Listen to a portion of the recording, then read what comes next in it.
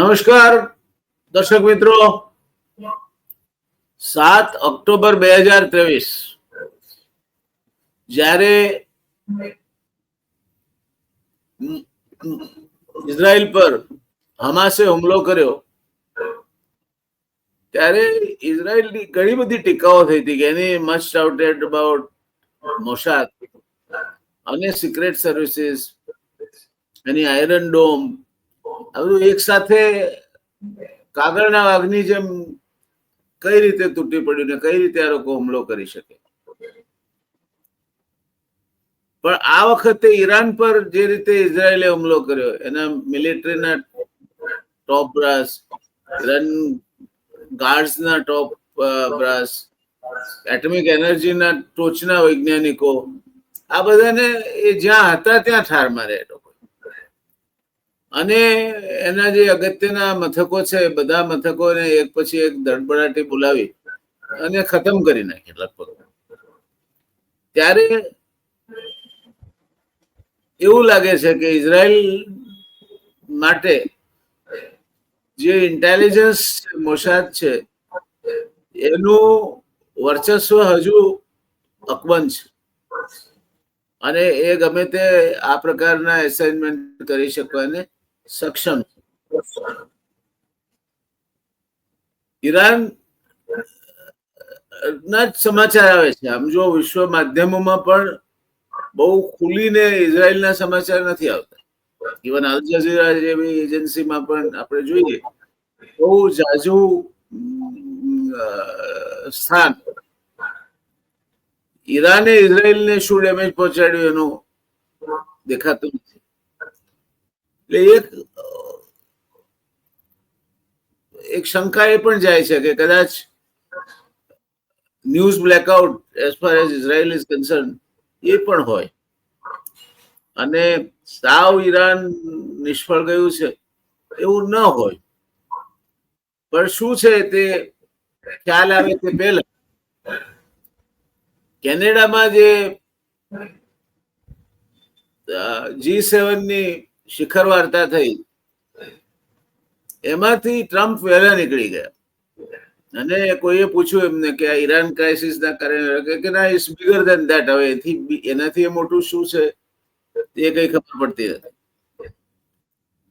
અને એમણે ઈરાનને ધમકી આપી છે કે તમે કોઈ પણ શરત વગર શરણાગતિ સ્વીકારો, નહીં તો અમે તમને નેસ્ત નાબૂદ કરી નાખીશું.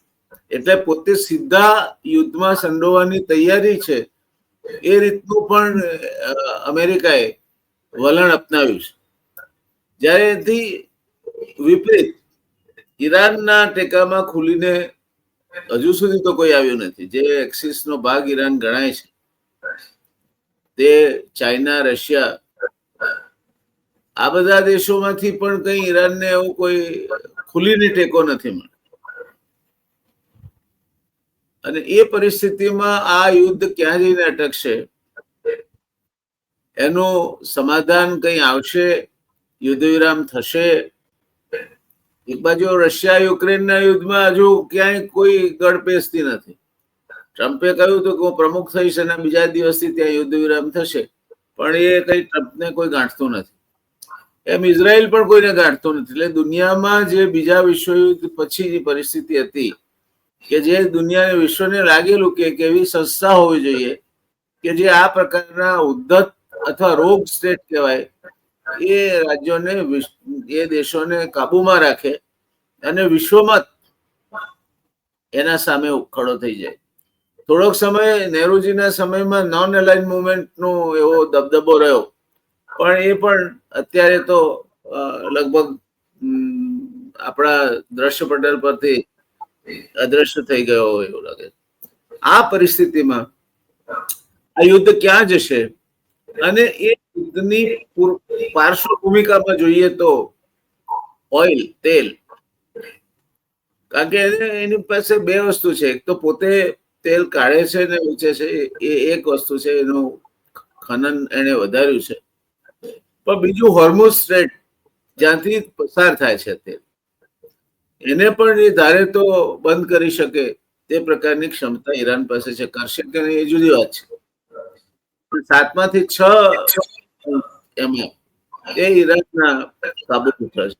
એટલે તેલના ભાવ ક્યાં જશે? અને તેલના ભાવ જો એકદમ આસમાને જતા અડી જાય તો ભારત જેવા દેશો જે આ ઉર્જાની આયાત પર નભે છે ત્યાંની અર્થવ્યવસ્થાનું શું થાય? એ વસ્તુ આપણને ચિંતા કરાવે છે કે શું થશે ને શું થવા જઈ રહ્યું છે. એવી જ બીજી ચિંતા ચોમાસું કરાવે છે. આ વખતે 15મી જૂને જાણે બરાબર ટાઈમ ટેબલ કમ્પ્યુટરાઇઝ હોય એમ મેઘવર્ષા આખા ગુજરાતને 3 દિવસ માટે દમરોળી ગઈ. હજુ પણ ગુજરાતમાં ક્યાંક ને ક્યાંક ભારે વરસાદ થાય છે. શંકા એ છે કે અત્યારે આગોતરો વરસાદ થયો આ પરિસ્થિતિમાં, તો અત્યારે જો ખેડૂત વાવણી કરશે તો વચ્ચે ડ્રાય સ્પેલ આવે તો એનું બી ઉગે અને એ બળી જાય. બીજી વાર વાવણી કરવી પડે, ઓરણી કરવી પડે ને બીજી વારની ઓરણીમાં કઈ ભલી વાર ના આવે તે પ્રકારની પરિસ્થિતિનું પણ નિર્માણ થાય તો ગ્રામ્ય અર્થવ્યવસ્થાનું શું થાય? અને અગત્યના જે પાકો છે એ પાકોમાં એના ઉત્પાદનમાં ઓછપ આવે તો શું થાય? ત્રીજું એક પરિબળ આખા વિશ્વમાં અત્યારે ઇન્ફ્લેશન એટલે કે ફુગાવાનું ભૂત ધૂણી રહ્યું છે. બધી જ અર્થવ્યવસ્થાઓ ફુગાવા ગ્રસિત છે અને ટેરિફ રમવાનું ટ્રમ્પે ચાલુ કર્યું ત્યાર પછી અમેરિકાની સ્થિતિ પણ આ મુદ્દે બરાબર બગડી છે. એને ઇન્ફ્લેશન કેવું કે સ્ટેગફ્લેશન એ ચર્ચાનો વિષય હોઈ શકે, પણ ત્યાં પણ આ તકલીફ તો છે જ. ત્યાર પછીની વાત કરીએ તો જે વળતર મળવું જોઈએ રોકાણ પર, એ વળતર હવે આ હાઈ ઇન્ફ્લેશન રેટ અને લેસર ગ્રોથ બંનેનું કોમ્બિનેશનના કારણે નકારાત્મક બનતું ચાલ્યું છે. એટલે અર્થવ્યવસ્થાને ઘસારો પહોંચે તે પ્રકારની પરિસ્થિતિનું નિર્માણ થયું છે. યુરોપિયન યુનિયનમાં પણ પેલી બાજુ આયર્લેન્ડ બાજુ ઇનફાઇટિંગ અને તોફાનો ચાલુ છે અને તોફાનો પ્રોટેસ્ટન્ટ અને કેથોલિક વચ્ચેના મેઇનલી છે. એ સિવાયના બીજા દેશોમાં એટલે ફ્રાન્સ હોય કે અન્ય દેશો હોય તેમાં પણ અત્યારે મંદીના વાવર અને એક યા બીજી રીતની ક્યાંક ને ક્યાંક અસંતોષ એ જોવા મળે છે. એટલે આ બધી પરિસ્થિતિમાં આપણે તો દુનિયાની ચિંતા પછી કરીએ, પણ પહેલા નાચી ખૂંદીને પગ સામું જોવું જોઈએ. તો આપણે ક્યાં જઈ રહ્યા છે? રૂપિયાનું શું થશે? રૂપિયો કઈ રીતે વધશે, કઈ રીતે ભવિષ્યમાં એનું વલણ રહેશે અને આપણી અર્થવ્યવસ્થાને ફુગાવાજન્ય પરિબળો કેટલી અસર કરશે? કારણ કે ભારત પણ હમણાં એને રિઝર્વ બેંકની જે MPC છે, મોનેટરી પ્રાઇસ કમિટી, એણે રેપો રેટમાં 50 બેસિસ પોઈન્ટનો ઘટાડો કર્યો અને CRRમાં કેશ રિઝર્વ રેશિયોમાં 100 બેસિસ પોઈન્ટનો ઘટાડો કર્યો. એટલે વધારાની કેશ બજારમાં આવશે, પણ વધારાની કેશ વાપરશે કોણ? વધારાની કેશ વળીને પાછી સ્થાપિત હિતો તરફ જ જવાની હોય તો એ અસમાનતાને વધારે વેગ આપશે અને જે અત્યારે આવક અને અસ્કયામતો ભેગી કરવાની જે અત્યારે હોડ જામી છે ને એની જે અસમાનતા છે કે જેમાં 80% લોકો પાસે 20% આવક છે ને 20% લોકો પાસે 80% આવક છે રફલી, એનું શું થશે? આ પ્રશ્નો અર્થવ્યવસ્થાને લગતા અને સામરિક બાબતોને લગતા પ્રશ્નો છે. સમગ્ર દેશની જેને કહેવાય કે ક્ષેમ કુશળ એને અસર કરે તેવા પ્રશ્નો છે. રોજગારીથી માંડીને ફૂડ સિક્યોરિટી અને એનર્જી સિક્યોરિટીથી માંડીને લો એન્ડ ઓર્ડર ત્યાં સુધીના વિષયોને એ આંબી જાય એવા વિષયો છે. ત્યારે આટલા મહત્વના વિષય પર ચર્ચા કરવા માટે પણ એવું વ્યક્તિત્વ જોઈએ કે જેની પાસે વૈશ્વિક ચિત્ર નજર સામે હોય અને એ વૈશ્વિક ચિત્ર ઉપરથી આપણા દેશની પરિસ્થિતિને આંકવાની ક્ષમતા હોય. બિરેનભાઈ વકીલ આવું એક વ્યક્તિત્વ છે કે જે who thinks globally and has a well measured concern and estimate of the local conditions. અને આજે આપણે રિયલ ડિબેટના આપણા દર્શક મિત્રોના લાભાર્થે બિરેનભાઈને વિનંતી કરી હતી કે આ બધા ચિંતા કરાવે તેવા પ્રશ્નો છે. માત્ર યુદ્ધ ઈરાન ને ઇઝરાયલ વચ્ચે છે એવું નથી. આખી દુનિયા એક યા બીજી રીતે આ આફતની જાળમાં સપડાઈ રહી છે એવું દેખાય છે. ત્યારે આ બધા મુદ્દે આપ વિસ્તારથી વાત કરો, કઈ દિશામાં આપણે જઈ રહ્યા છીએ? Over to you Birenbhai. આપણે ઘણી વખત સારા શબ્દોમાં વાતો સાંભળતા હોઈએ, જેમ કે બહુપક્ષીય સંઘર્ષ અથવા તણાવ કે વોર, વર્લ્ડ વોર, અલગ અલગ ફ્લેવરમાં શબ્દો મળે આપણને. પણ હકીકતોની એરણ ઉપર જોઈએ તો મેના એટલે મિડલ ઇસ્ટ નોર્થ આફ્રિકામાં જે ઇઝરાયલ ગાઝાથી શરૂ થયેલો સંઘર્ષ ત્યારે 7 દેશોમાં ફેલાઈ ચૂક્યો છે. એટલે હવે આપણે આને જો બહુપક્ષીય સંઘર્ષ કહીએ ને તે થોડું અંડરપ્લે કરતા હોઈએ એવું કહેવાય. એ સિવાય પણ લગભગ બીજા 6-7 દેશો એવા છે કે જ્યાં તણાવની સ્થિતિ હોય અથવા તો સ્કિર્મિશ જેને કહેવાય, નાના નાના સમગ્ર થતા હોય. જેમ કે સર્બિયા કોસોવો વચ્ચે પાછો તણાવ છે. આફ્રિકામાં ગ્રેટ લેક રિજિયન એટલે રવાન્ડા, ઉરુંડી, તાન્ઝાનિયા, યુગાન્ડા, ત્યાં કોંગો ડીએમઆર, ત્યાં તણાવ છે. ઇનફેક્ટ થોડી શરૂઆત બી થઈ છે. એ સિવાય ગ્રીસ, તુર્કી વચ્ચે પણ થોડું તણાવ છે. આર્મ રેસ કહીએ, એક શસ્ત્ર દોડ સમગ્ર વિશ્વમાં ચાલુ થઈ ચૂકી છે. આર્મેનિયા, અઝરબૈજાન લઈ લો કે બાલ્ટિક સ્ટેટ્સ બધા લઈ લઈએ આપણે, Russia, Ukraine, Poland, Latvia, Sweden, Norway, બધા મને શસ્ત્ર દોડમાં ઝુકાવ્યું છે. અને મિડલ ઇસ્ટ તો અત્યારે ઘણી કપરી પરિસ્થિતિમાં છે. એટલે જ્યારે 12-13 દેશોમાં સશસ્ત્ર સંઘર્ષ ચાલતા હોય ત્યારે વર્લ્ડ વોર નથી એમ કહીને આમ એક અર્થમાં આપણે આશ્વાસન લઈ શકીએ, પણ પરિસ્થિતિ શાંત બેસી રહેવા જેવી તો નથી જ. એનું ચિંતન અને ચિંતા બે કરવું પડે એ પ્રકારનો સેનારીઓ તો છે જ. હવે જે આપણે કહ્યું કે આપણે અહીં ક્યાં ઉભા છીએ, તો એ સંદર્ભમાં એવું કહી શકાય કે બીજાની નબળાઈના કારણે અત્યારે હાલ પૂરતા આપણે બચેલા છીએ. કારણ કે ચાઇનાની પરિસ્થિતિ અતિશય ખરાબ છે. 1960 પછીનો સૌથી ખરાબ ડિફ્લેશન ત્યાં છે. -2% જથ્થાબંધ ભાવાંક છે ત્યાં. કન્ઝ્યુમર ઇન્ફ્લેશન ઇઝ ઓલમોસ્ટ 0, મતલબ વપરાશી ફુગાવો પણ નહીવત છે.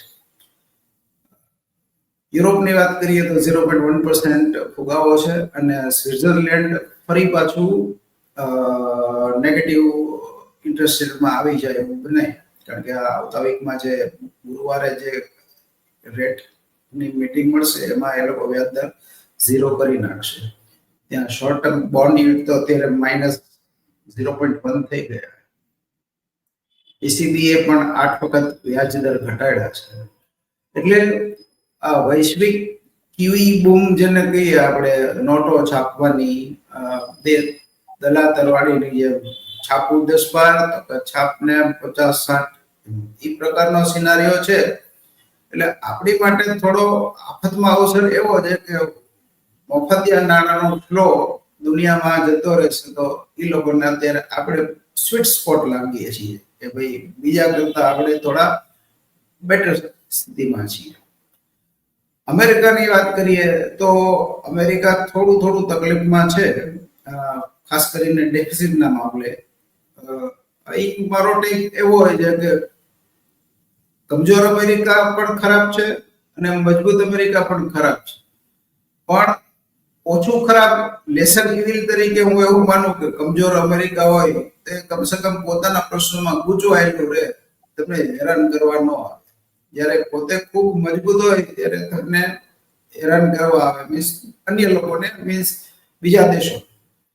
તો એ સ્થિતિમાં થોડા આપણે બેટર ઓફ છીએ. અને ખાસ કરીને ડોલરના મામલે જે રીતે હમણાં એક પ્રવાહ આવ્યો છે કે ભાઈ બધી સેન્ટ્રલ બેન્કો સોનું લઈ રહી છે, ડોલરનો વિકલ્પ શોધી રહી છે. ઘણા દેશો બાયલેટરલ સ્વેપ, કરન્સી સ્વેપ કરી રહ્યા છે, જેમ કે હમણાં ચીને અને તુર્કીએ સારું એવું સ્વેપ કર્યું, લીરા યુવાન.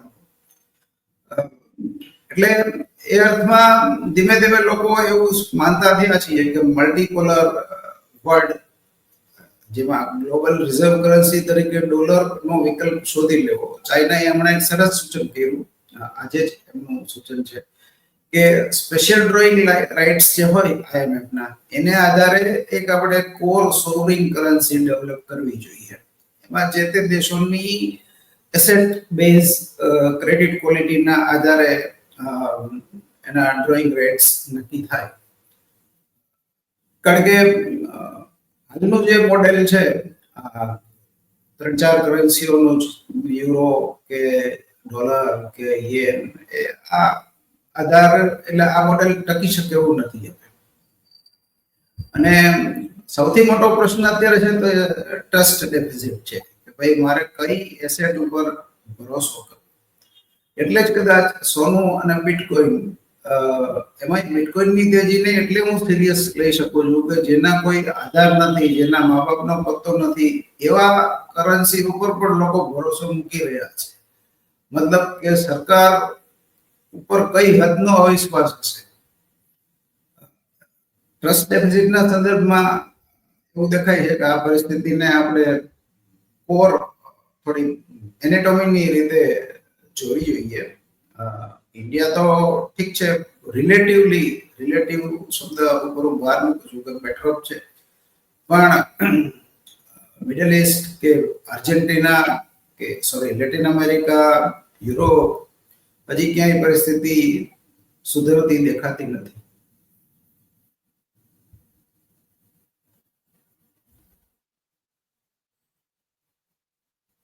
તો જો આ સ્થિતિ હોય અને વૈશ્વિક કટોકટી નાણાકીય મોરચે ઊભી થવાની હોય તો ભારત જે મોટાભાગે ઇમ્પોર્ટ ડિપેન્ડન્ટ છે, ખાસ કરીને ઉર્જા, શસ્ત્રો અને ઇવન એડિબલ ઓઇલ જેવા, અથવા તો even critical parts of automobiles કે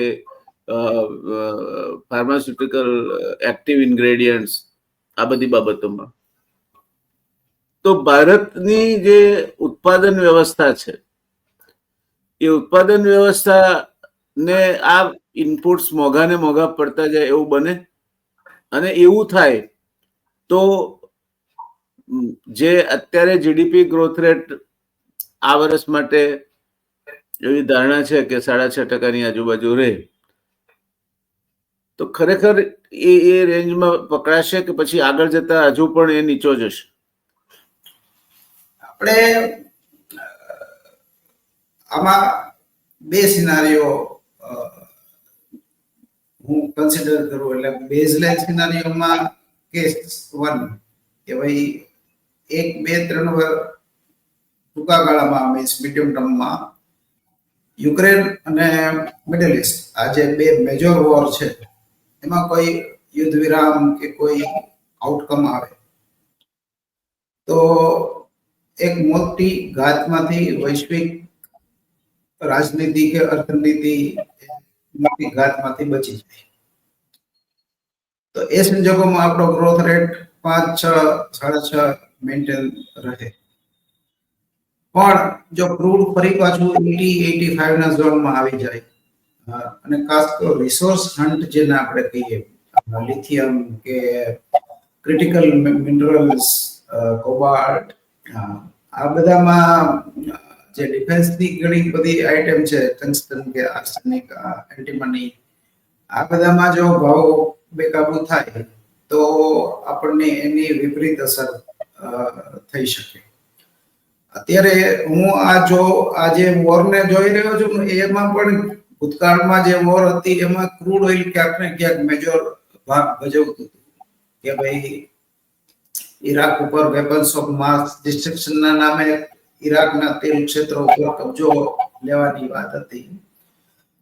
હવેના સંદર્ભમાં ઓલ્ટરનેટિવ ફ્યુલ્સ બધા આવ્યા છે, સોલાર, ન્યુક, વિન્ડ, તો ક્રૂડ નું થોડું મહત્વ ઘટી ગયું છે. પણ હવે ક્રિટિકલ મિનરલ્સ, રેર અર્થ જેને આપણે કહીએ, જે ચીને અમેરિકાને મંત્રણાના ટેબલ પર આવવા માટે મજબૂર કર્યું, એ 7 રેર અર્થ મટીરિયલ્સ, એ અત્યારે એનું મહત્વ વધતું જાય છે ને આવનાર સમયમાં આથી પણ વધશે. વાત સાચી છે આપની.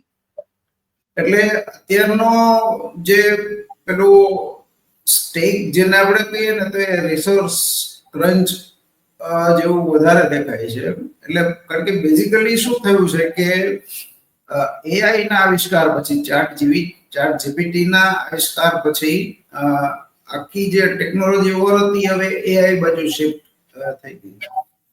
અને આર્ટિફિશિયલ ઇન્ટેલિજન્સ નો જે સુપર કોમ્પ્યુટિંગ પાવર છે, તો એને કારણે એની વીજળીની જરૂરિયાત અતિશય વધારે પડતી હોય છે. તો હવે ફરી પાછું યુરેનિયમ અને કોલ અને ઓલ્ટરનેટ સોર્સિસ તરફ જવું પડે, કારણ કે કન્વેન્શનલ વીજળી થી આ એઆઈ ના મોડેલનો ખર્ચો ઘણો વધી જાય. એટલે ફરી પાછા અમેરિકામાં કોલ પાવર પ્લાન્ટ આવવા માંડ્યા છે, ન્યુક્લિયર પાવર પ્લાન્ટ આવવા માંડ્યા છે. અમુક એવા બી સંશોધનો થઈ રહ્યા છે કે મિની ન્યુક્લિયર પ્લાન્ટ બનાવવા, જે ઇન હાઉસ રિએક્ટર જ હોય અને કેપ્ટિવ રિએક્ટર તરીકે કામ કરે. કારણ કે એડવાન્સ લેવલના જે પ્રોફેશનલ મોડેલ છે એની ઉર્જાની ભૂખ અકલ્પનીય મોટી છે. સાથે સાથે યુરોપમાં જે બહુ લાંબી વોર ચાલી એની હિસાબે ઘણી બધી વસ્તુઓ, દાખલા તરીકે પોટાશ, નાઇટ્રોજન, એમોનિયા, આ બધા ફૂડ અને ડિફેન્સમાં ઇન્ટરચેન્જેબલ છે. પોટાશનો એક ઉપયોગ ખાતરમાં પણ હોય અને બીજો ઉપયોગ દાળગોળામાં હોય, જે આપણે ખેતરોમાં આપણે પોટાશના ધડાકા પેલા કરતા. હું નાનો હતો ત્યારે મને એવું યાદ છે કે કોઠી ફોડતા હતા. કોઠી પેલી લોખંડની કોઠી હોય એમાં ભરીને તાપ દઈને મારો. એટલે ઓલું કુવા ખોદતા હોય ને ત્યારે આપણે જતો ત્યારે એવું આછું એવું યાદ છે મને. જી. તો અત્યારે એન્ટીમનીમાં જેમ કે 11,000 વાળા ભાવ 60,000 થઈ ગયા છે. પછી ટંગસ્ટન જે સ્ટીલને મજબૂત કરે, વેનેડિયમ છે જેમ કે એ ટેન્કોમાં વપરાય, ગન પાવડર છે તો 40 વર્ષનો ઊંચો ભાવ છે એમાં.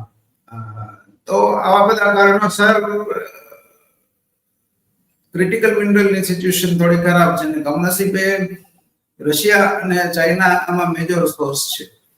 એટલે they can do blackmailing in terms of critical minerals and rare earth metals.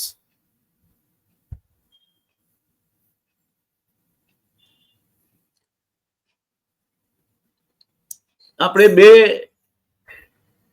ભૂભાગની વાત કરી, ઈરાન, ઇઝરાયલ, મેડિટેરિયન સી છે તેની આજુબાજુનો પ્રદેશ. આ એક વાત થઈ. રશિયા, યુક્રેન અને એના પગલે યુરોપમાં જે પરિસ્થિતિ છે એ બીજી વાત થઈ. ચીન અત્યારે પોતાના જ પ્રશ્નોમાં સંડોવાયેલો છે અને દુનિયાના બીજા બધા દેશોમાં પણ કંઈ એકદમ તરતી નથી. આ પરિસ્થિતિમાં અમેરિકા ખુલીને ઇઝરાયલના પક્ષે આવ્યું છે, જ્યારે કોઈ દેશ હજુ ખુલીને ઈરાનના પક્ષે આવ્યો હોય તેવું દેખાતું નથી. તો આ જ પરિસ્થિતિ ચાલુ રહેજો તો ઈરાન ના સામે એક તરફા પરિબળો ભેગા થાય, અમેરિકા અને ઇઝરાયલ ભેગા થઈને, અને એ પરિસ્થિતિમાં ગમે તે થઈ શકે. કારણ કે મરતા ક્યાં ન કરતા એક ડેસ્પરેશનમાં પછી કોઈ પણ દેશ, અને એની પાસે સાવ ઈરાન ખલાસ થઈ ગયું છે એવું માનવાને કોઈ કારણ દેખાતું નથી. એની પાસે પણ હજુ એના અમુક મિસાઇલ્સ ને ડેડલી વેપન્સનો સ્ટોક હશે. એણે યુરેનિયમ એનરિચ કરીને એટમ બોમ્બ બનાવ્યો છે કે નહીં એ પણ એક શંકાનો વિષય છે.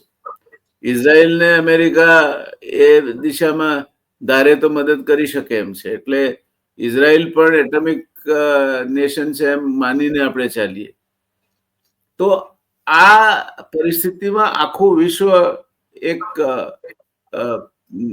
અકલ્પ પરિસ્થિતિ તરફ ઘસડાઈ જાય અને ઉગરવાનો આરો ન રહે એવું મધ્યસ્થી કરે એવી કોઈ સંસ્થા તો દેખાતી જ નથી.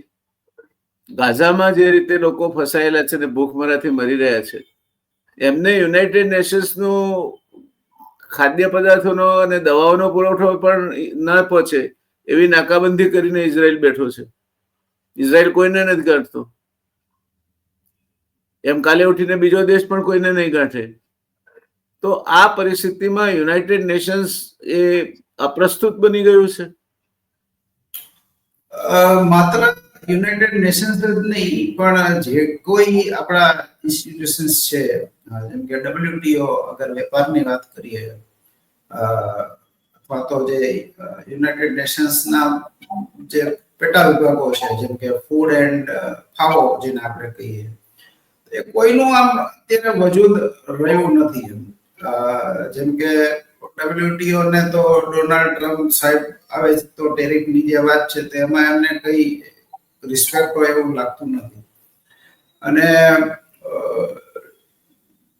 એટલે આપણે કહ્યું એમ કે આ ઇન્સ્ટિટ્યુશનનું કોઈ વજૂદ નથી અને આ ઇન્સ્ટિટ્યુશન્સ બધા એટલે કોમ્પ્રોમાઇઝ થઈ ગયું. અને બીજું કે નોર્થ કોરિયા વર્ષોથી દબંગ છે, ઈરાન વર્ષોથી દબંગ છે,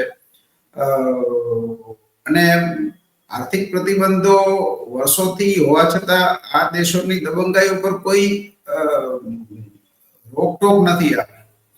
બીજું, યુક્રેનના યુદ્ધ પછી એક નવો આયામ છે કે મોડર્ન વોરફેરમાં ડ્રોન અને નવી ટેકનોલોજી અને વ્યૂહ નીતિ તમારી સફળ હોય તો આજે યુક્રેન રશિયા જેવા સુપર પાવરને હંફાવી શકે 2.5 વર્ષ સુધી.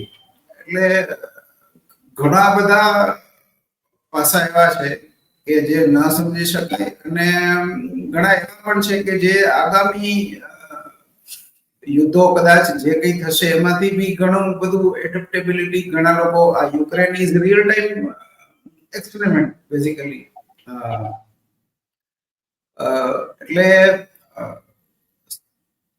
પણ પર્ટિક્યુલર એક વસ્તુ એવી કહેવાય, હું થોડો મારો એક બેઝિકલી બજારના માણસ તરીકે ખરાબમાંથી સારું શોધવાનો હંમેશા હું બેઝિકલી આશાવાદી માણસ છું, એટલે એવો મારો પ્રયાસ હોય. તો આ વોરમાંથી અને ટ્રમ્પ સાહેબ આવ્યા પછી એટલું થયું કે એમણે આખી દુનિયાને ભેગી કરી દીધી. યુરોપ 40 વર્ષથી યુરોપનો જે કોમન કરન્સીનો પ્રોજેક્ટ આવ્યો, ફેડરલાઇઝેશન ઓફ યુરોપ, એ ગ્રીસ ને પોર્ટુગલ ને જર્મની ને ફ્રાન્સ અંદરો અંદર જે બંધા વચકા હતા, ટ્રમ્પ સાહેબ આવ્યા એટલે એક થઈ ગયા એ લોકો. ને નાટોએ, જર્મનીએ તો મોટો મેજર કોલ લઈ લીધો કે હવે આપણને અમેરિકાએ ડીચ કર્યું છે તો ભલે કર્યું, હવે આપણે અમેરિકાને ભરોસે બેસવું નથી. એટલે એ લોકોએ ડિફેન્સમાં બહુ મોટા પાયે એલોકેશન કર્યા. $800 બિલિયન એલોકેશન છે Europe, is very big allocation. અને અત્યારે યુરોપની જે ડિફેન્સ કંપનીઓ છે they are doing fantastic. એટલે 2-5 વર્ષ એ લોકો સેલ્ફ સફિશિયન્ટ થઈ જશે. બધાએ પોતપોતાના ડિફેન્સ બજેટ પણ વધારી દીધા, 4%, 5%, 2% જેવી જેની શક્તિ. તો 2-3 વર્ષે યુરોપ પોતે પોતાના બળ પર, પોતાના પગ પર ઉભો રહી શકશે. બીજું એ છે કે ટેકનોલોજીકલ સુપિરિયરિટી તો એની પાસે છે, એટલે એનો પણ એને આ જે એઆઈ કે ટેકનોલોજી પ્રોગ્રેસ છે એસ્પેશિયલી, એનો પણ એને લાભ મળશે. હું કરન્સીની મૂવમેન્ટ જોતા હું એવું માનું છું કે આવતા 10-15 વર્ષ યુરોપ માટે ગોલ્ડન એજ છે.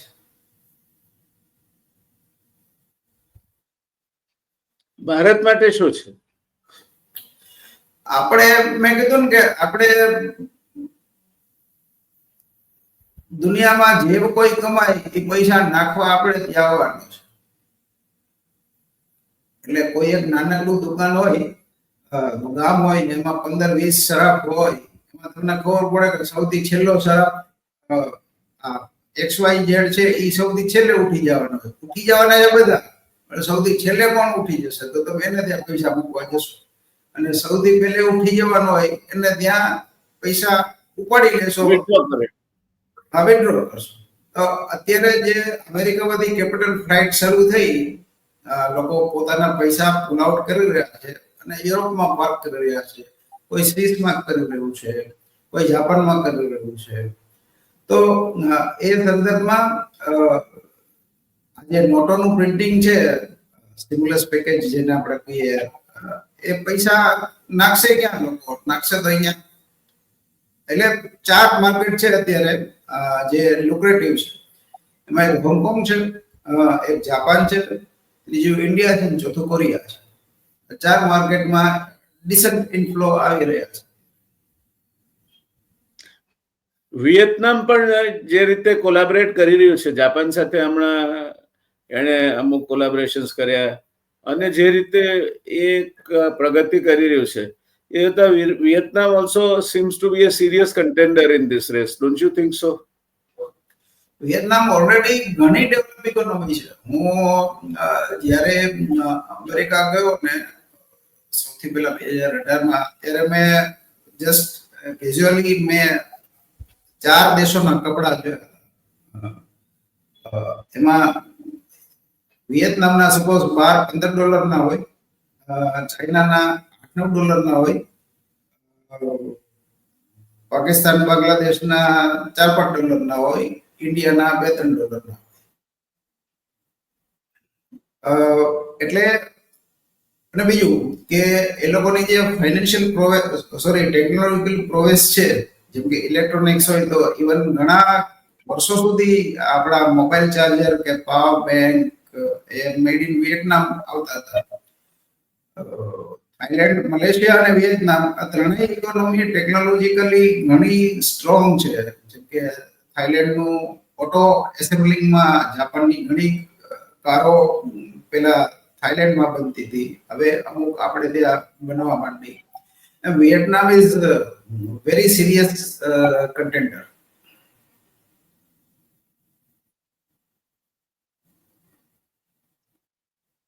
આજની પરિસ્થિતિમાં ક્રૂડ ઓઇલના ભાવોનું આપ કોમોડિટી વિશે બહુ વિગતે જાણો છો, તો આજની પરિસ્થિતિ ઉપરથી ક્રૂડ ઓઇલના ભાવ કઈ દિશામાં જશે એવું લાગે છે? ક્રૂડ ઓઇલમાં 2 કે 3 ડેવલપમેન્ટ એવા છે, જે રીતે ટેકનોલોજીના એડવાન્સમેન્ટ છે, જેને આપણે ઓલ ઇન સસ્ટેનેબલ કોસ્ટ કહીએ. એટલે ક્રૂડને જમીનની નીચેથી ઉપર સપાટી ઉપર લઈ આવવાનો જે ખર્ચો છે, ઇન જનરલ અમેરિકામાં $30-35 વચ્ચેનો છે, સાઉદીમાં $20-25 વચ્ચેનો છે. એની ઉપર જે કઈ છે એ પ્રોફિટ છે. ઇધર એને આપણે રિસ્ક પ્રીમિયમ કહીએ કે પ્રોફિટ, ગવર્નમેન્ટ પ્રોફિટ શેર કહીએ. એનું એક કારણ એ છે કે ખાસ કરીને હોરિઝોન્ટલ ડ્રિલિંગમાં એલ શેપ ડ્રિલિંગ કહેવાય છે ને, એટલે પેલા તમે અંદર ખોદો, પછી થોડું ક્રોસમાં તમે હોરિઝોન્ટલ જાઓ, વળી પાછો ખોદો.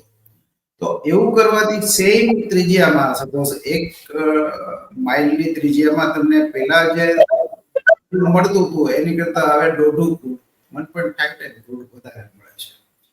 એટલે તમારો એરિયા સેમ રહ્યો, પણ તમારું આઉટપુટ ટેકનિકલી 40-50% વધી ગયું. બીજું, વર્ષો પહેલા આપણે કેટલી બધી જગ્યાએ ખોદીએ એટલે 1-2 જગ્યાએ ક્રૂડ મળે. હવે જે સેટેલાઇટ ઇમેજિંગના ડેટા એટલા બધા પિન પોઈન્ટ કરે છે કે તમને પ્રિસિઝન માપ આપે કે ભાઈ આ જગ્યાએ આટલો જથ્થો છે. તમે જથ્થો બી જાણી શકો છો અને એની લાયબિલિટી પણ જાણી શકો છો. પેલું ટ્રાયલ બાય એરર વાળી સિસ્ટમ જ જતી રહી. ત્રીજી વસ્તુ એક જે છે એ કે યુક્રેન રશિયાની વોર થઈ એ પછી વર્લ્ડ વાઇડ એનર્જી સિક્યુરિટીના મામલે દુનિયાનો રિસ્પોન્સ પેનિક ઓવર રિએક્શન આવ્યું. એટલે ક્રૂડ ચાલુ થઈ ગયું, ગેસ ચાલુ થઈ ગયું, કોલ ચાલુ થઈ ગયા, સોલાર ચાલુ થઈ ગયા, હાઇડ્રો પાવર ચાલુ થઈ ગયા. આજે પરિસ્થિતિ હાઇડ્રોજન બૂમ જે આવી હતી 2 કારણોસર. એક તો ક્લાઇમેટ ચેન્જ, બાઇડન એડમિનિસ્ટ્રેશન વખતે જે સસ્ટેનેબિલિટી ને બધો વેવ હતો, ને બીજું યુક્રેન પછી એનર્જી સિક્યુરિટી. તો પર્ટિક્યુલર હાઇડ્રોજનના મામલે તો એવું છે કે 1 કે 2 વર્ષમાં, આવનારા 2-3 વર્ષમાં 1600 હાઇડ્રોજન પ્લાન્ટ તૈયાર હશે, પણ એમાંથી 5% પાસે પણ ફર્મ બાયર નથી. એટલે જ્યારે હાઇડ્રોજન બનીને આવશે ત્યારે કોણ લેશે એ પ્રશ્ન છે. યુરોપમાં હાઇડ્રો પાવર એટલો બધો સરસ થઈ ગયો છે હમણાં કે ઘણી બધી વખત પાવર પ્રાઇસ નેગેટિવ થઈ જાય છે. ઇન્ડિયામાં ફર્સ્ટ ટાઈમ એવું બન્યું કે એક દિવસ પૂરતા હમણાં ત્યાં સ્પોટ પાવર પ્રાઇસ 0 થઈ ગયા, which is exceptional phenomenon. મને ક્યાંક એવું લાગે છે કે આઈ મે પ્રૂવ રોંગ, હું ખોટો પડું તો મને ગમશે, પણ ગેસ અને પાવર આ 2 માર્કેટ એવા છે કે ભવિષ્યમાં કદાચ આપણને વારંવાર નેગેટિવ જોવા મળે. કારણ કે આ 2 કોમોડિટી એવી છે કે use it or lose it. એને તમે સ્ટોર નથી કરી શકતા, એને તમારે વાપરી નાખવી પડે. એટલે એનર્જી સિક્યુરિટીના મામલે મને એમ લાગે છે કે આપણે સપ્લાય ગ્લટમાં વહેલા મોડા જશું. જ્યારે પણ આ યુદ્ધો કે તોફાનો કે બધું શાંત થઈ જશે, મેરીટાઈમ શિપિંગ ને એ બધું નોર્મલ થઈ જશે, જેમ કે રેડ સી ખુલી જાય, બ્લેક સી ખુલી જાય, પનામા, હોર્મોઝ, શિપિંગ નોર્મલ થઈ જાય, તો ચિંતા ક્રૂડ કે એનર્જીનો વપરાશ ક્યાં કરવો એની, સપ્લાયની ચિંતા નહીં, ડિમાન્ડની ચિંતા રહેશે. એટલે આપ એવું કહેવા માંગો છો કે energy security will be a non issue? એ હું બહુ ફર્મલી માનું છું કે energy security is nothing but a fear mongering. એ તમને ડરાવવા માટે એનો પોલિટિકલ વેપનાઇઝેશન તરીકે, ટૂલ તરીકે, લિવરેજ તરીકે એનો ઉપયોગ કરવામાં આવે છે. છેલ્લા 8-10 વર્ષમાં આપણે ક્યારેય ક્રૂડની માસિવ શોર્ટેજમાં નથી. જે 2005માં ક્રૂડની બુલ માર્કેટ આવી, જ્યારે $140 નો ભાવ થઈ ગયો હતો, એ પછી જે સપ્લાય બૂમ આવી, એક્સપ્લોરેશન બૂમ આવી, એની હિસાબે ક્રૂડનો ભાવ આમ ગ્રેજ્યુઅલી ઘટતો જાય છે. ઇવન યુક્રેન વખતે પણ $140 ક્રૂડ હતું ને ઇન્ડિયામાં 9,800 નો ભાવ હતો MCX માં. એ અત્યારે આપણે ત્યાં 6,200 નો ભાવ છે અને $75 હમણાં થયો, અત્યારે 60-65 વચ્ચે ચાલતો હતો છેલ્લે 2-3 મહિના. એક ફ્યુચરિસ્ટિક પ્રિડિક્શન એવું પણ છે કે સરફેસ ટ્રાન્સપોર્ટ અત્યારે, which is one of the major constraints and costs in the international trade, that cost will be reduced to 10% when space transport becomes feasible. એટલે કેપ્સ્યુલમાં કન્ટેનરના બદલે કેપ્સ્યુલમાં ભરીને એને બિયોન્ડ ગ્રેવિટી લઈ જશે અને પછી ત્યાંથી તો કોઈ એનર્જી વગર જ્યાં લઈ જવું હોય ત્યાં લઈ જઈને રિવર્સ રોકેટથી જમીન પર લઈ આવશે. આવી એક શોધ લગભગ થવા તરફ જઈ રહી છે, જે રીતના સ્પેસ સાયન્સમાં ડેવલપમેન્ટ છે એના ઉપરથી. આવું થાય તો વિશ્વ વેપારમાં શું થાય? એટલે હું એવું માનું કે ફ્યુચરિસ્ટિક તો કરું, પણ મારો હંમેશા એવો થોડો વિચાર હોય કે લો હેંગિંગ ફ્રૂટ જેને આપણે કહીએ છીએ કે ભાઈ જે ઇઝીલી સાધ્ય છે એને આપણે એ કેમ એક્સપ્લોર નથી કરતા. જેમ કે ઇનલેન્ડ વોટરવેઝ આપણે કહીએ, આપણી પાસે વિશાળ દરિયા કિનારો છે, આપણે જળમાર્ગો ડેવલપ કરી શકીએ કે ભાઈ વેરાવળથી સાઉથમાં બાર્જ કે નાના નાના શિપ દ્વારા માલ જાય. જતો તો પહેલા થોડો ઘણો જાય બી છે, અત્યારે થોડો ઘણો જાય છે. કેરળમાં ફોર એક્ઝામ્પલ રેતી ત્યાંથી આપણા ગુજરાતમાંથી જાય છે. તે હમણાં વચ્ચે મારે જવાનું થયેલું, તમે પૂછ્યું કે આ રેત ક્યાંથી આવે છે, કે હું ગુજરાત સાહેબથી. એટલે જેમ કે આ ઘોઘા દેજ ફેરી જે ચાલે છે, પણ એટલા તો કેટલા બધા સ્પોટ છે, જામનગર, બેટ દ્વારકા, પછી સુરત, બોમ્બે, અનેક સ્પોટ એવા છે કે જ્યાં આપણે દરિયાનો ઉપયોગ કરી શકીએ, નદીઓનો પણ ઉપયોગ કરી શકીએ. જેમ કે યુરોપ આખું તમે ડાન્યુબ જુઓ કે રાઇન નદી જુઓ, તો જર્મનીનો 80% વેપાર નદી માર્ગે થાય છે. આર્જેન્ટિનામાં પરાના, બ્રાઝિલમાં જે કોમન નદી છે બેની, એમાં પણ વોટરવેઝ બહુ ડેવલપ થયા છે. અમેરિકામાં મિસિસિપી તો ગ્રીનનો ટ્રેડ જ ઓલમોસ્ટ 80% મિસિસિપી જળમાર્ગથી થાય છે. તો આપણને ભગવાને આટલી અખૂટ જળ સંપત્તિ આપી છે, તો એ આપણે ભૂલી નહીં ને ઇવન 50% યુટિલાઇઝ કરીએ ને તો પણ આપણું ક્રૂડનું પરિવહનનું બિલ સબસ્ટેન્શિયલી ઘટી છે. પણ એ માટે એક દેશ તરીકે નિર્ણય લેવો પડે. અત્યારે જે રાજ્યો વચ્ચેની હોડ ચાલે છે, અને એમાં દાખલા તરીકે ગુજરાતની જ આપણે વાત કરીએ, દૂર ના જઈએ તો પાર દમણગંગા પ્રોજેક્ટ, એ મહારાષ્ટ્રના અવરોધના કારણે અખૂટ પાણી છે, પણ પાર નદી ઉપરનો એ પ્રોજેક્ટ નથી થતો. એ રીતે પેલી બાજુ હરિયાણાથી દિલ્હીને પાણી આપે છે, વારે ઘડીએ દે આર થ્રેટનિંગ દિલ્હી કે અમે તમે પાણી બંધ કરી દઈશું. એ સ્થિતિ દક્ષિણમાં છે. એટલે આપણે ત્યાં હંમેશા આપણે આપણા પોતાના હિતોને જે સતત પ્રાધાન્ય આપીએ એને કે મારું હચવાવું જોઈએ, એ વસ્તુ આપણને મેજર હિન્ડ્રન્સ તરીકે નડી રહી. હું જયારે દુબઈ ગયો હતો સૌથી પહેલી વખત 2016માં જયારે હું દુબઈ ગયો, તો હું એમ વિચારતો હતો કે આખા ગલ્ફમાં બધા લોકો આગળ, કુવૈત કે સાઉદી કે કતાર કે ઈરાન, ઈરાક, બધા આગળ અખૂટ તેલના ભંડારો છે. દુબઈ પાસે કઈ નથી, દુબઈ પાસે તેલ નથી. તો એવું વિચારતો હતો કે સૌથી સમૃદ્ધ લોકો કેમ છે, તો મેં એવું જોયું મારા 3-4 દિવસના ટૂર દરમિયાન કે દુબઈ આગળ માત્ર એક ફેન્ટાસ્ટિક વસ્તુ છે, that is governance.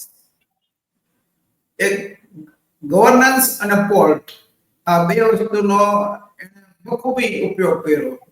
Tourism promote કર્યું, ઉદ્યોગોને પ્રમોટ કર્યા, ટુરિઝમ ઇકોનોમી ડેવલપ કરી. સિંગાપોર પાસે છે. હું જયારે સિંગાપોર ગયો તો ત્યારે બી મેં એવું જોયું કે ઇવન પાણી પણ એ બહારથી મલેશિયાથી ઇમ્પોર્ટ કરે છે. પોતાનું પાણી પણ એની પાસે નથી, પણ એની પાસે રોબસ્ટ લીગલ સિસ્ટમ છે, કમ્પ્લાયન્સ છે, one of the best compliant country. તો એ એની યુએસપી છે. એટલે એવું કહેવાય કે ભારતની યુએસપી શું ગણો છો આપ? આપણે એ રીતે આપણી યુએસપી એ છે કે આપણે જો ગવર્નન્સ આવે ને તો આપણે ઘણું બધું મિસિંગ પોઈન્ટ આપણા થઈ જાય. પણ ઘણી વાર શું હોય કે ભગવાન બધાને બધું નથી આપતો, એટલે જે નથી આપતો ને એ આપણે શોધવું જોઈએ. અને બધાને ખબર છે કે ભગવાન આપણને શું નથી આપતો.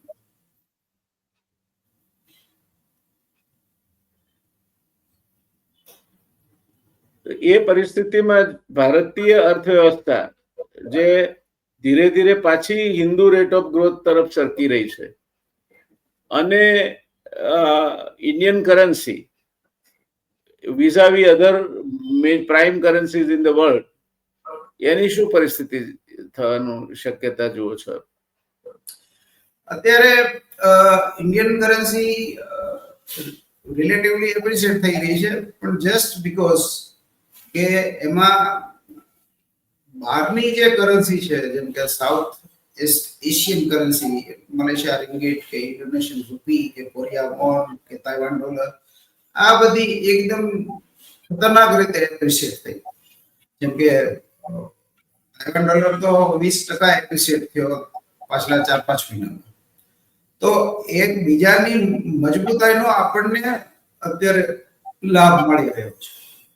ઘણી વખત પેલું હોય કે પેલું એકદમ મજબૂત પવન હોય તો પતંગ ચડી જાય, આપણે પ્રયાસ ના કરવો પડે. એટલે અંગ્રેજીમાં એની માટે એક સરસ કહેવત છે કે in the strong wind even turkey can fly. Turkey નામનું જે પંખી છે, તો even in the strong wind even turkey can fly. એટલે અત્યારે આપણને આનો બેનિફિટ મળી રહ્યો છે.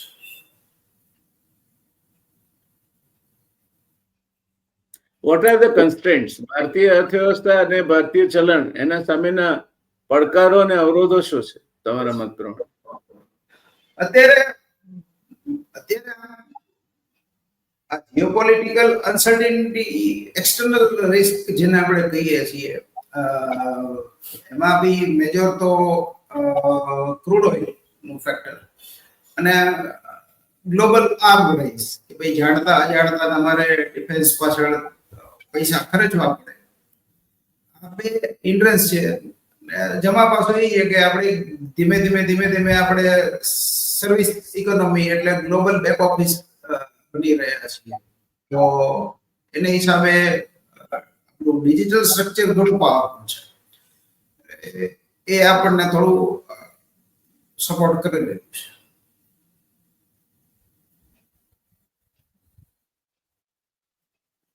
તો આજથી 10 years from now, where do you think rupee will go? Will it appreciate or depreciate?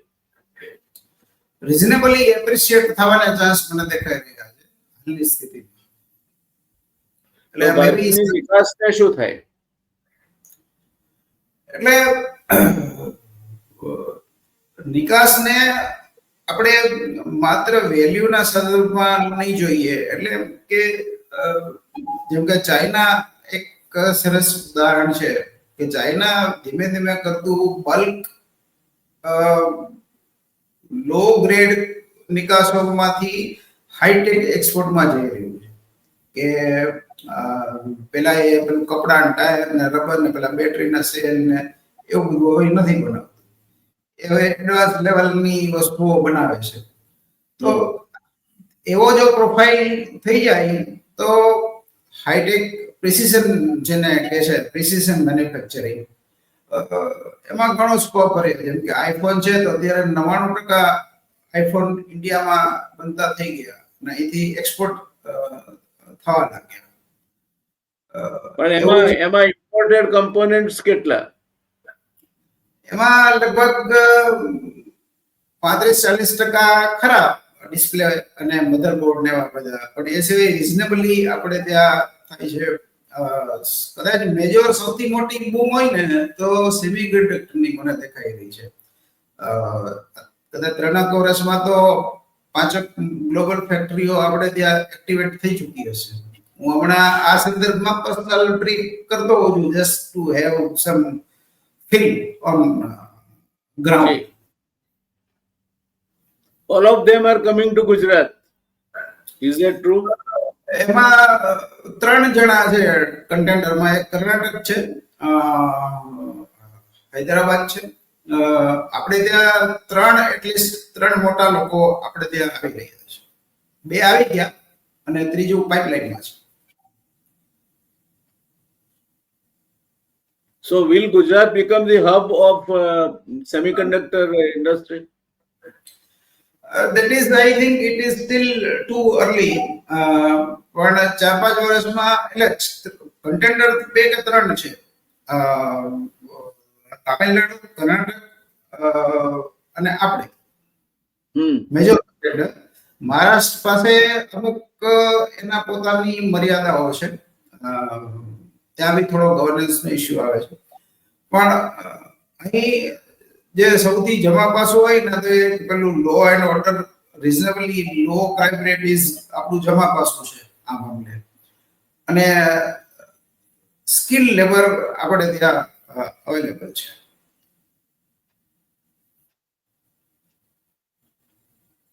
આપે યુરોપિયન યુનિયન વિશે વાત કરી કે ધીરે ધીરે એ લોકો ડિફેન્સ મેન્યુફેક્ચર અને ટેકનોલોજી આધારિત મેન્યુફેક્ચર, એ મને લાગે છે કે એમાં they have started turning to China also. પહેલા જે ચીન માટે એ લોકો એને અછૂત હતું, એના બદલે હવે Chinese involvement in technological development and technological upgradation, even Germany જેવા દેશોએ પણ આ અપનાવ્યું છે. તો ભારત કેમ ના અપનાવી શકે? એટલે ઘણા બધા વસ્તુઓમાં પોલિસી ડિસિઝન કે એનો મામલો છે, એટલે એમાં કોમેન્ટ કરવામાં મારી કોઈ, એટલે મારો કોનો ટૂંકો પડે એમ પેલું સાદી ભાષામાં કહું તો. પણ રાજકારણમાં જેમ બહુ જૂની કહેવત છે કે કોઈ કાયમી શત્રુ નથી હોતું, કોઈ કાયમી મિત્ર નથી હોતું. જી, એમ હવેની જે દુનિયા છે ને એમાં એક જ કન્ટ્રી કે પાર્ટી સાથે તમે અમુક મામલે કોમ્પિટિટર રહો, અમુક મામલે કોલેબોરેટર રહો. જેમ કે ચાઇના અને અમેરિકા એમ કહે છે કે ભાઈ ક્લાઇમેટ ચેન્જ વચ્ચેના મામલે આપણી વચ્ચે અસહમતિ નથી, let us collaborate in that area. Technology મામલે આપણી વચ્ચે અસહમતિ છે તો ત્યાં લેટ અસ કોમ્પિટ. એટલે જ્યાં મતભેદ નથી ત્યાં સાથે મળીને કામ કરીએ, મતભેદ છે ત્યાં સામે કોમ્પિટ કરીને કામ કરીએ. એટલે different kind of role playing દુનિયા કરવા લાગી છે.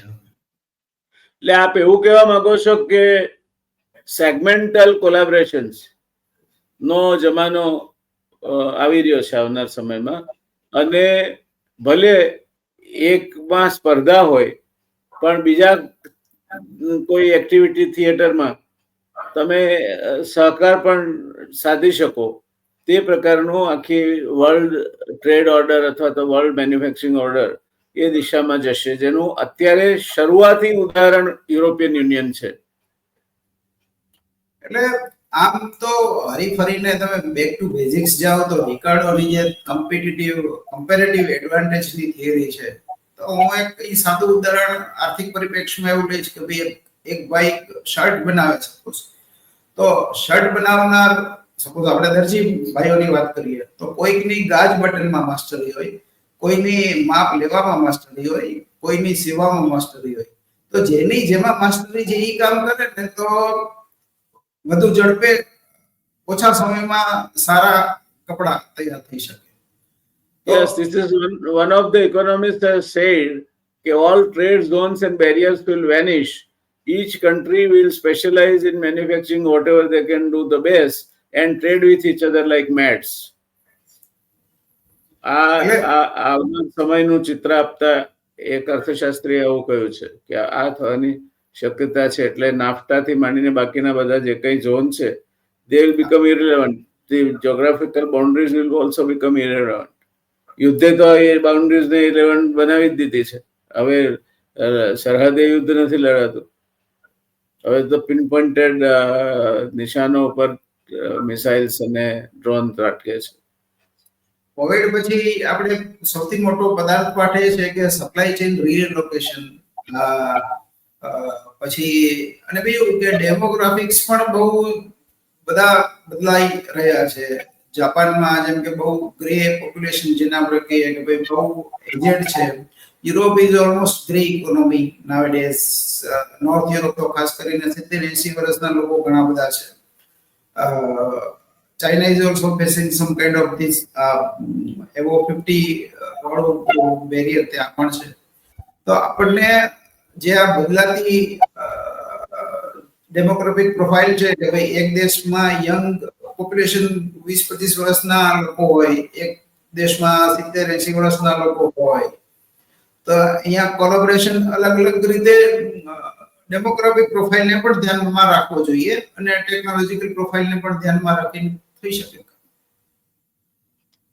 આપણો એક બીજો પ્રશ્ન ફૂડ સિક્યોરિટીનો પણ છે, કારણ કે ધીરે ધીરે આપણું જે માર્જિન છે એ થીન થતું જાય છે અને we are operating on a very wafer thin margin as far as the food production and consumption requirements R concern. તો આ જે કોમોડિટીઝ છે, આપણે તેલ, દાખલા તરીકે ખાદ્ય તેલ બહુ મોટા પાયે ઇમ્પોર્ટ કરીએ છીએ, 80,000 કરોડ કઈ નાની રકમ નથી. અને માથાદીઠ વપરાશ પણ પહેલા વર્ષે 5 કિલો હતો, એ વધીને હવે 20 કિલો થયો છે. એ રીતે બીજા જે ફૂડ હેબિટ્સ બદલાતી રહી છે, એટલે પેકેજ ફૂડ્સ અને એ પ્રકારના ખોરાકનું ચલણ વધી રહ્યું છે. તો આ બાબતને આપણા ત્યાં monsoon dependent, rain dependent agro economy છે, એને આપ કઈ રીતે સાંકળશો? અહીં એક વખત છે ને બધા જ બંધનો ફગાવીને આપણે પેલું આયર્ન રેન્ડનું જે મોડેલ છે ને, રિઝર્વ એમાં જતા રહેવું જોઈએ. જીએમ ઉગાડવું છે, જીએમ ઉગાડો. ઓર્ગેનિક ઉગાડવું છે, ઓર્ગેનિક ઉગાડો. નેચરલ ફાર્મિંગમાં જવું છે, એમાં જાવ. ગાય આધારિતમાં જવું છે, એમાં જાવ. Let all market flourish. પછી જે કોમ્પિટિટિવ હશે એ ટકી રહેશે અને કોમ્પિટિટિવ નહીં હોય એ નહીં ટકી રહે. અહીં હવે જીએમ ક્રોપ તરફની સૂગ છોડી દેવાનો સમય આવી ગયો છે, કારણ કે આપણા ત્યાં હજુ પણ એટલી જ એની લોબી જે છે અગેન્સ્ટ જીએમ ફૂડ એટલી જ તાકાતવર છે અને એ વિરોધ કર્યા રાખે છે. અને જીએમ ફૂડ ને એક યા બીજા સ્વરૂપે આપણે ખાતા તો થઈ ગયા છે. હા, એટલે 140 કરોડ લોકો છીએ આજે. 10 વર્ષ પછી આપણે કદાચ 160 કરોડ થઈશું. તો આપણી જમીનો તો સ્ટેગ્નન્ટ રહેવાની છે, અથવા તો મે બી કે અર્બનાઇઝેશનને કારણે ઘટવાની છે. તો લેન્ડ પાર્સલ નાના થતા જશે અને પોપ્યુલેશન વધતું જશે. તો we need to break this બંધનમાંથી આપણે એસ્કેપ વેલોસિટી જેને આપણે ફિઝિક્સની ભાષામાં કહીએ છીએ. તો એ રીતે આપણે લો પ્રોડક્ટિવિટી ટ્રેપમાંથી બહાર નીકળવું પડે અને ટેકનોલોજીનો ઉપયોગ કરવો પડે. હજી એમાં અપાર સંભાવનાઓ છે. જેમ કે ચાઇના કોટનમાં ડ્રોનનો ઉપયોગ કરે છે, જે ઓરણી આપણે વાપરીએ એને બદલે લોકો ડ્રોન વાપરે છે. તો કપાસના વાવેતરમાં અત્યારે લોકો નિયરલી 95% મિકેનાઇઝ થઈ ગયા. એને હિસાબે 80% બિયારણની બચત હવે થાય છે અને લેબર કોસ્ટ ઓલમોસ્ટ ઘટી ગઈ, કારણ કે પેલું ઓટોમેટેડ મિકેનાઇઝ કોટન છે તો એક કટિંગમાં પૂરું થઈ જાય. પેલું ડિફોલિએટર વાપરીને આપણે તો 3-4 વખત કોટન લઈએ તો એ દર વખતે લેબર કોસ્ટ લાગે, પ્રોડક્ટિવિટી ઘણી લો.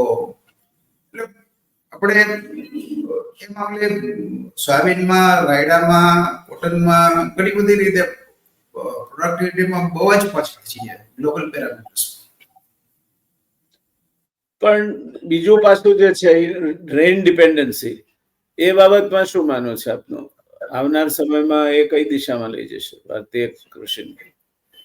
એ રેઇન ડિપેન્ડન્સીના મામલે ક્લાઇમેટમાં જે બારીક ચેન્જીસ આવી રહ્યા છે ધીમે ધીમે. એક જમાનામાં એવું કહેવાતું, મારા એક મિત્ર છે, સિનિયર ખેડૂત નેતા છે મહારાષ્ટ્રમાં, તો એ વારંવાર ઉલ્લેખ કરતા હોય કે બહુ વર્ષો પહેલા 100 દિવસનું ચોમાસું હતું. મીન્સ વર્ષમાં 100 દિવસ વરસાદ આવતો હતો એક જમાનામાં, બહુ વર્ષો પહેલા. પછી કઈ 100 દિવસ વાળું પછી 60 દિવસ થયું અને હવે તો કે ઇફેક્ટિવલી 20-25 દિવસનું ચોમાસું રહ્યું છે. At the most 40, maximum 50. એટલે અને એમણે તો એવો ડાયર ફોરકાસ્ટ કર્યો, મને તો બીક લાગી ગઈ એમણે સાંભળીને, કે ભવિષ્યમાં કે 10-15 વર્ષ પછી એવું ચોમાસું હશે કે 100 દિવસનું ચોમાસું 10 દિવસમાં પૂરું થઈ જશે. એક દિવસમાં 100 ઇંચ વરસાદ આવે અને લ્યો આખા વારનું વાંચવી રાખો એમ જતો રહે. એટલે these are આ એ basically શક્યતા નકારી શકાય નહીં. એ જે રીતે ક્લાઇમેટ ચેન્જ થઈ રહ્યું છે અને ચોમાસુની આખી પેટર્ન બદલાઈ રહી છે તે જોતા, તો કોમોડિટી બજારનું શું થાય આ દેશમાં? કોમોડિટીમાં મેં કીધું એમ કે necessity is mother of invention, જે આપણે કહીએ છીએ કે ભાઈ આપણે અસ્તિત્વ ટકાવવા માટે કંઈક ને કંઈક માર્ગ શોધી કાઢવો પડે અને કુદરત માર્ગ સુજાડતી હોય છે. પછી ટેકનોલોજી માં જવું પડે કે પણ અહીં ખેતી હજી સુધી ઠીક અર્થમાં લેબર ઇન્ટેન્સિવ છે અને આકાશી ખેતી છે, એટલે એનો કોઈ વિકલ્પ આપણે શોધવો પડે, પણ એ ક્લાઇમેટ તો આપણા હાથમાં નથી. એટલે એમાં તો કુદરતને જ પ્રાર્થના કરવાની રહે કે ભાઈ એની કૃપા સદાય આપણી ઉપર રહે. જી, ધન્યવાદ વિરેનભાઈ. લગભગ યુદ્ધથી માંડીને શાંતિ સુધી અને શસ્ત્રોથી માંડીને વરસાદ સુધીના પ્રશ્નો આપે ખૂબ વિગતવાર સમજાવીને જવાબો આપ્યા. એ માટે આપનો તહે દિલથી આભાર, અને અમારા દર્શક મિત્રોને પણ એમાં ચોક્કસ રસ પડ્યો છે, એટલે આપે સમય ફાળ્યો તે માટે આપનો આભાર વ્યક્ત કરું છું. અને ફરી પણ આ આપનું ક્ષેત્ર એવું છે કે એ સદા જીવંત ક્ષેત્ર છે. બદલાવ is the way of life. એટલે અમે પાછા વળી કંઈક નવું મગજમાં આવશે ત્યારે આપને વિનંતી કરીશું. તો ચોક્કસ પધારજો. ધન્યવાદ. આવજો.